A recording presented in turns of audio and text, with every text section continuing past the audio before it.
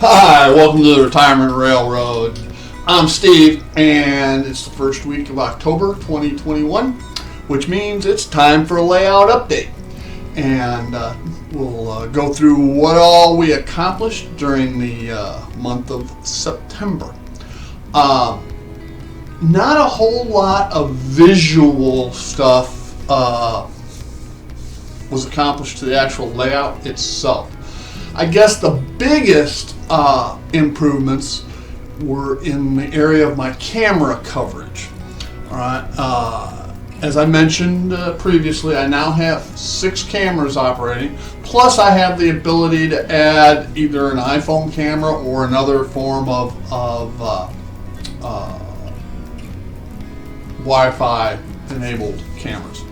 All right, and so what I've done is I've added 2 more articulated mounts. Now you may recall that back previously I put this articulated camera mount, or I think they call them a wall tripod or something like that. I don't know. I had put that one up to test, see how I was going to like it. I really liked the ability to have movable cameras where I'm not having to redo cords, etc., and they're not on the layout in the way, and I can just move them, and it really adds to the versatility of the camera coverage for my videos. So with that, I added 2 more of those articulated wall mounts. One over at Lockport Industrial, right there. Okay. And the other over at Berwyn Cicero. Where did that? Oh, here it is. Right there. Okay. So now between those, out of the 6 cameras, 3 are on articulated mounts. Now the one I use here is also movable. It's just not on a mount per se. And the farm scene camera is the one that is actually showing the articulated mount right here. So it's got a little bit of extra cord available with it that I can move around the area of the farm scene and show the farm scene. I can show Aurora and the Aurora Roundhouse. I can look across to the switching, the north entry to Union Station and the switching tower there.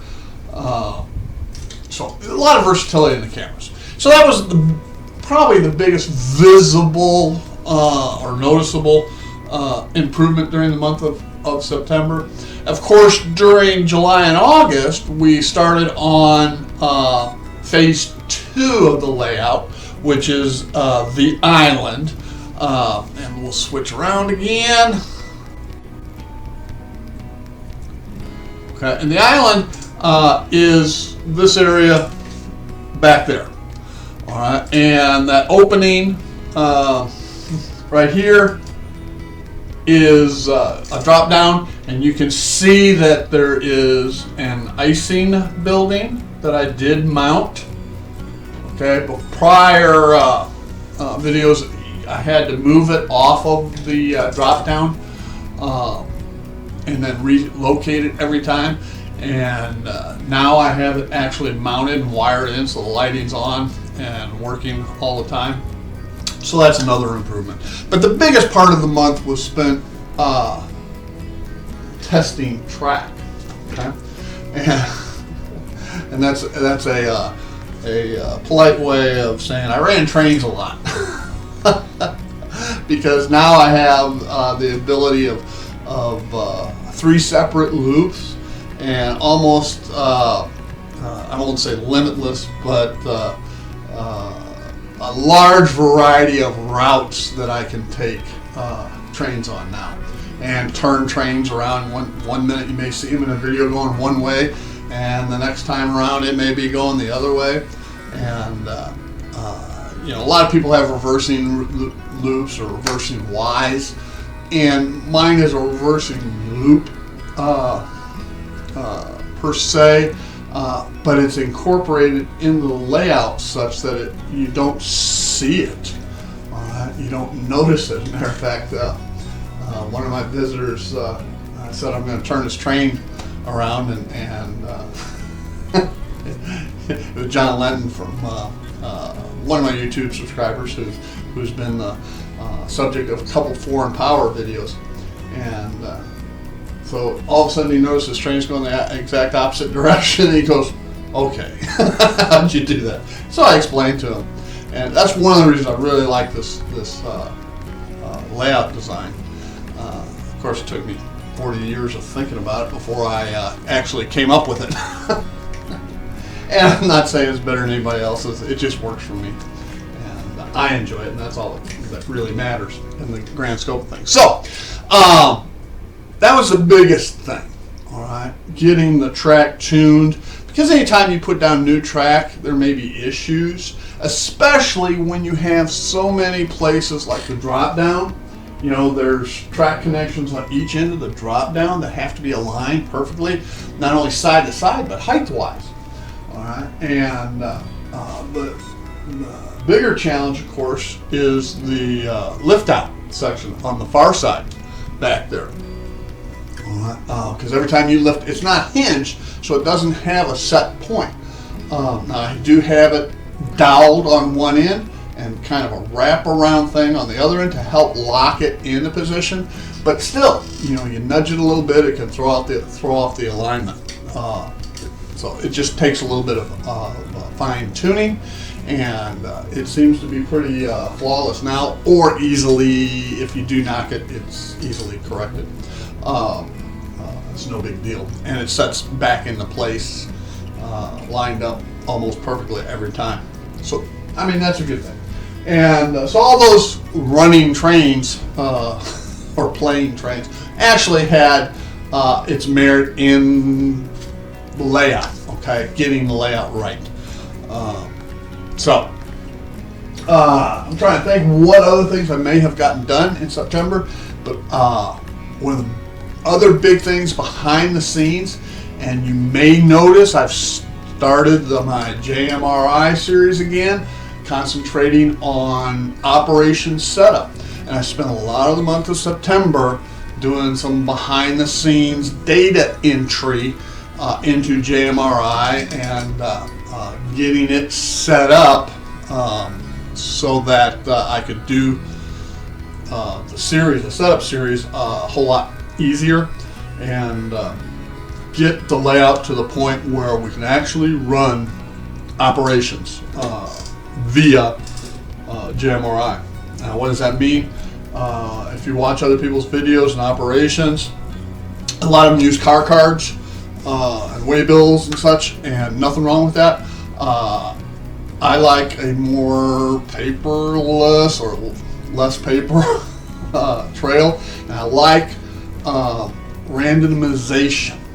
Okay, instead of me determining what cars go on what trains, going to what destinations, I like the fact that JMRI can do that. Right, and so every time I run a particular route, a train on a particular route, it's going to be dropping off, picking up different cars. Okay. I set the trains, I set the routes, and JMRI says what cars to pick up where and so forth. And then between the exchanges between my two railroads, Santa Fe and Burlington, and then the manifest routes that go from each of their yards to long distance staging areas, pre-designated staging, geographical staging areas. All of that and that randomization brings it a little bit, at least to me, more to life. So, and you still can print out the switch list, and I'll be showing that as well. So that was a lot of wins on behind the scenes. But what most people want to see when they tune into these layout updates is they want to see the trains run. Okay, so without further ado. I hate that terminology, but there's really nothing else to replace it. Let's go ahead and watch some trains. Thanks.